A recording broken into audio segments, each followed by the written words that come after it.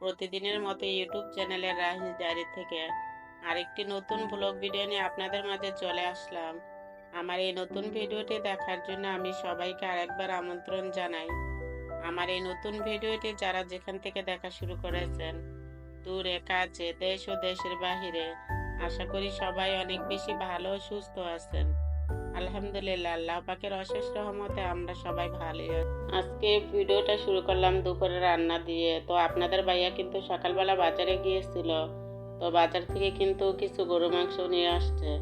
তো আপনাদের ভাইয়া কিন্তু গরু মাংসগুলো আমাকে আর কাটতে দিল না, আর উনি কিন্তু গরু মাংসগুলো নিজেই কেটে নিচ্ছে। তো আমাকে কিন্তু গরু মাংসগুলো আর কাটতে দিল না।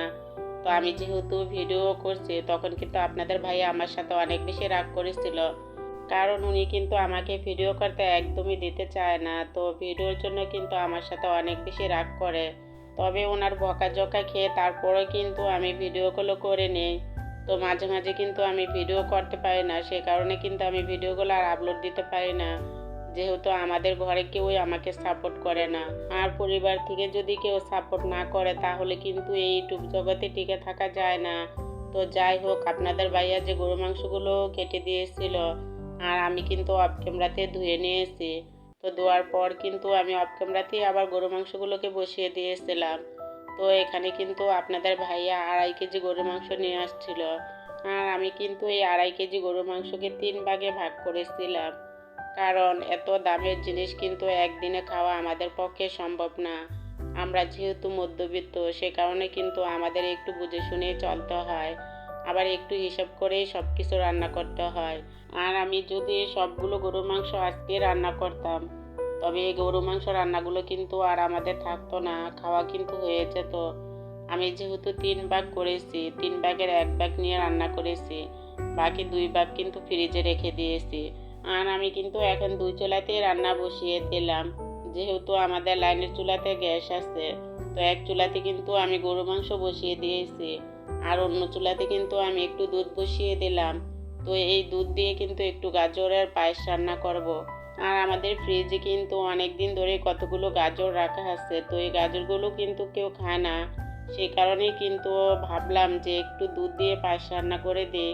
তো এই পায়েসটা আবার আমার ছেলেরা অনেক বেশি পছন্দ করে। তবে দুধ দিয়ে যেই জিনিসগুলি আমি রান্না করি, তো আমার ছেলেরা কিন্তু দুধের জিনিসগুলো অনেক বেশি পছন্দ করে। আর দুধের ভিতরে কিন্তু আমি কিছু চিনি দিয়ে দিলাম। তো দুধগুলো কিন্তু একটু ভালো করে জাল করে নিব, যেহেতু আমি পায়েস রান্না করব। তো পায়েসের দুধ কিন্তু একটু ভালো করে জাল করে নিতে হয়, তাহলে কিন্তু পায়েসটা খেতে অনেক বেশি ভালো লাগে। আর এই যে গরু মাংসতে কিন্তু আমি কয়েক পিস আলু দিব। তো আলুগুলো কিন্তু আগে থেকে কেটে রেখেছিলাম, তো এখনও কিন্তু আলুগুলো দেই নাই। তো আমি কিন্তু আলুগুলো দিয়ে তারপরে একটু কষিয়ে নেব। তো কষানোর পর কিন্তু আবার ঝোলের জন্য একটু পানি দিয়ে দিব। আর আমি যদি প্রেসার কুকার দিয়ে গরু মাংসটা রান্না করতাম তাহলে কিন্তু অনেক তাড়াতাড়ি হয়ে যেত। তবে আমার কিন্তু প্রেসার কুকারের গরু মাংস রান্না খেতে একদমই ভালো লাগে না। আর এইভাবে যদি আমি কষিয়ে রান্না করি তাহলে কিন্তু আমি অল্প একটু ঝোল দিয়ে অনেকগুলি ভাত খেতে পারি। তবে প্রেসার কুকারের মাংসটা কিন্তু একদমই সিদ্ধ হয়ে যায়। তবে এত সিদ্ধ হলে কিন্তু আমার আর মাংসটা খেতে তেমন ভালো লাগে না। আর আমার কিন্তু গরু মাংসটা একটু শক্ত শক্ত থাকলেই খেতেই ভালো লাগে। তবে আমি কিন্তু এখন আর আগের মতো গরু মাংস খেতে পারি না, কারণ আমার কিন্তু দাঁতে অনেক সমস্যা হয়ে গেছে। তো আমি কিন্তু শক্ত জিনিস খেলে আমার দাঁতের ভিতরে যে আটকিয়ে থাকে, সে কারণে কিন্তু আমি শক্ত জিনিস এখন আর তেমন খেতেই পারি না। আর আমি কিন্তু আগের থেকে গাজরগুলো গ্রেট করে রেখেছিলাম, তো সেই গ্রেট করা গাজরগুলো কিন্তু এখন দুধের ভিতরে দিয়ে দিলাম। আর আমি কিন্তু গাজরের পায়েসের ফাইনাল লুকটা আপনাদের সাথে শেয়ার করতে পারলাম না, কারণ আজকে কিন্তু আপনাদের ভাইয়া বাড়িতে। তো ওই যে বলেছিলাম যে আপনাদের ভাইয়া কিন্তু আমাকে ভিডিও একদমই করতে দিতে চায় না। তো সে যেহেতু বাড়িতে, তো খাওয়ার জন্যও কিন্তু অস্থির হয়ে গেছে। আর সে কারণেই কিন্তু আমি গাজরের পায়েসের শেষ পর্যন্ত ভিডিওটা করতে পারি নাই। তো গরু মাংস রান্নাটাও কিন্তু হয়ে গেছে। তো এখন কিন্তু আমি যে হটপটে বেড়ে নিব, যেহেতু গরুর মাংস তো একটু জমার সম্ভাবনা আছে। তো বারবার কিন্তু আর গরম করতে ভালো লাগে না, সে কারণে কিন্তু আমি এই যে হটপটেই রেখে দিব।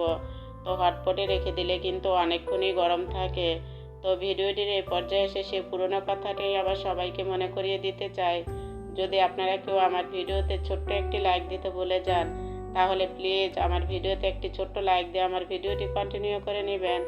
আর যদি কেউ আজকে আমার ভিডিওটি প্রথমবারের মতো দেখে থাকেন আর দেখতে দেখতে যদি আমার ভিডিওটির কোনো অংশ আপনাদের কাছে ভালোই লেগে যায়, তাহলে আমার চ্যানেলের পাশে থেকে যেতে পারেন। পাশে থাকা বেল বাটন অপশনটা প্রেস করে নিতে পারেন। এতে করে আমি ভিডিও ছাড়া মাত্র কিন্তু আপনাদের কাছে পৌঁছে যাবে আর আপনারা আপনাদের সময় সুযোগ করে আমার ভিডিওটি দেখে নিতে পারবেন। আর অলরেডি যারা যারা এই কাজগুলো করে ফেলেছেন তাদের সবাইকে জানাই অসংখ্য অসংখ্য ধন্যবাদ। তো আমার হাতে কিন্তু এখানে কিছু টাকা, তো এই টাকাগুলো কিন্তু আমি 1 মাসে জমিয়েছিলাম। তো আপনাদের ভাইয়ার কাছ থেকে কিন্তু আমি প্রতিদিনই 20 টাকা করে রেখেছি। তো 20 টাকা করে রেখে তারপরে কিন্তু আমার মাসে 600 টাকা হয়েছে। আর এই 600 টাকা থেকে কিন্তু আমি প্রতি মাসে 500 টাকা করে আমার একটা বিকাশ অ্যাকাউন্ট আছে, তো এই বিকাশের অ্যাকাউন্টে কিন্তু রেখে দেই। আর আমি যেহেতু মধ্যবিত্ত ঘরের বউ, তো আমার স্বামীর অল্প ইনকাম থেকে কিন্তু আমি এভাবেই প্রতি মাসে টাকা জমিয়ে রাখি। আর আপনারা যদি কেউ চান তাহলে কিন্তু আপনাদের স্বামীর অল্প ইনকাম থেকেও প্রতিদিন এভাবে টাকা রেখে জমাতে পারেন। আর আমার এই ভিডিওটা কিন্তু সন্ধ্যার পরের ভিডিও ছিল। তো আপনাদের ভাইয়া যেহেতু বাড়িতে, তো উনি কিন্তু আবার একটু বাহিরে গিয়েছিল। তো রাহিন নাকি বলে দিয়েছিল ওর আব্বুকে আসার সময় একটা পিৎজা নিয়ে আসতে। আর সে কারণে কিন্তু রাহিনের আব্বু রাহিনের জন্য ছোট্ট সাইজের একটা পিৎজা নিয়ে আসছে। তো এখন কিন্তু রাহিনের শুধুই বাড়িতে আর আমি। তো আমার বড় ছেলে আর মেজো ছেলে কিন্তু বাড়িতে নাই। তো রাহিনের আব্বু কিন্তু এই পিৎজা একদমই খায় না। রাহিন আর আমি কিন্তু এখন খেয়ে নিব। তো বাকিটা কিন্তু আমার মেজো ছেলে আর বড় ছেলের জন্য রেখে দিব। মা বলে কথা, মায়েরা তো এরকমই হয়। ছেলে মেয়েদেরকে রেখে কিন্তু কখনো কোনো মা খেতেই চায় না। ছেলে মেয়েদেরকে খাইয়ে তারপরেই কিন্তু মায়েরা খায়। আর বাবা মায়েরা যে সারাদিন এত কষ্ট করে, তবে কিন্তু শুধু ছেলে মেয়েদের জন্য, ছেলে মেয়েদের একটু মুখের হাসির জন্যই কিন্তু বাবা মায়েরা এত কষ্ট করে। তো আমি কিন্তু আজকে ভিডিওটি এই পর্যন্তই রাখবো। পরবর্তী আরেকটি নতুন ভিডিওর আমন্ত্রণ জানিয়ে রাখলাম। আল্লাহ হাফিজ।